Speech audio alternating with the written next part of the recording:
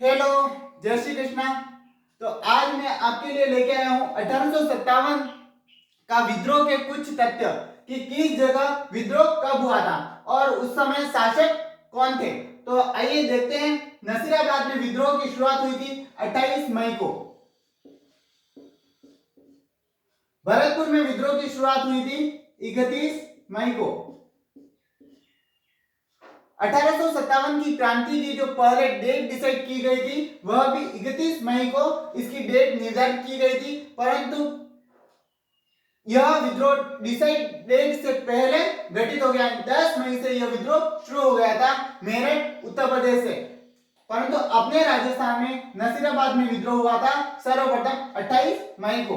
नीमच विद्रोह हुआ था 3 जून रात्रि 11 बजे से यह विद्रोह शुरू हुआ था।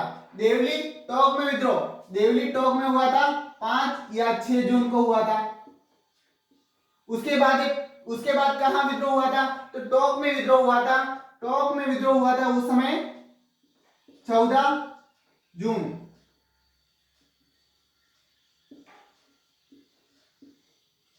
अलवर में विद्रोह कब हुआ था? तो अलवर में विद्रोह हुआ था 11 जुलाई को। अलवर में विद्रोह शुरू हो गया था। अजमेर कारागृह विद्रोह यह कब हुआ था? तो 9 अगस्त को हुआ था। इसके बाद एरिनपुरा छावनी में विद्रोह कब हुआ था? एरिनपुरा विद्रोह हुआ था 21 अगस्त। तथा जोधपुर लीजियम ने विद्रोह कब करा था? जोधपुर लीजियम में विद्रोह हुआ था 23 अगस्त। तथा इसी के साथ हम शासक की बात करें तो कहां कौन सा शासक था? तो आइए देखते हैं मारवाड़ का कौन सा शासक था। तो आप भी कमेंट बॉक्स में अगर आपको मालूम है कौन सा शासक कहां था तो टाइप करके बता सकते हो। तो मेरे साथ आप भी बताइए मारवाड़ के शासक कौन थे। तो मारवाड़ के शासक उस समय थे तख्त सिंह। मेवाड़ के शासक कौन थे? तो मेवाड़ के शासक थे उस समय स्वरूप सिंह।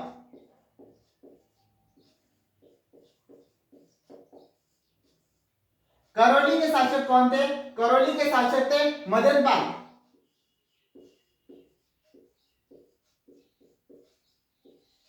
अलवर के शासक कौन थे? अलवर के शासक थे विनय सिंह।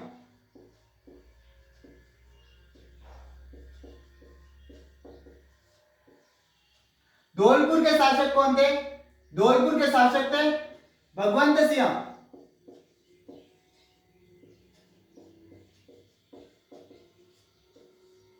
डूंगरपुर के शासक कौन थे? डूंगरपुर के शासक थे उदय सिंह।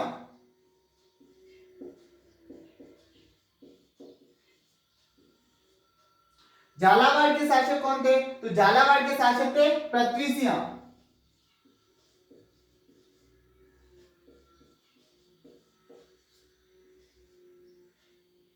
बांसवाड़ा के शासक कौन थे? तो बांसवाड़ा के शासक थे लक्ष्मण सिंह।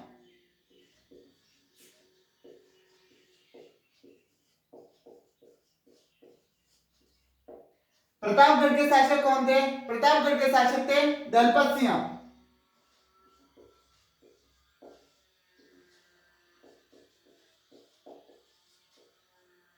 जैसलमेर के शासक कौन थे? जैसलमेर के शासक थे बताओ रणजीत सिंह।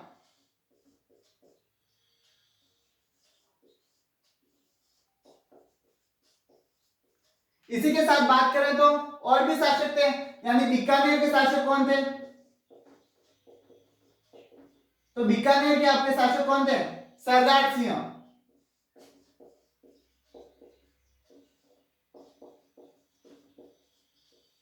सरदार सिंह जी ने अंग्रेजों की सहायता हेतु अपने राज्य से बाहर सेना भेजकर अंग्रेजों की सहायता करी थी, जिसके कारण अंग्रेजों ने इनको हनुमानगढ़ की टिब्बी नामक स्थान के 41 गांव ने गिफ्ट में दिए थे।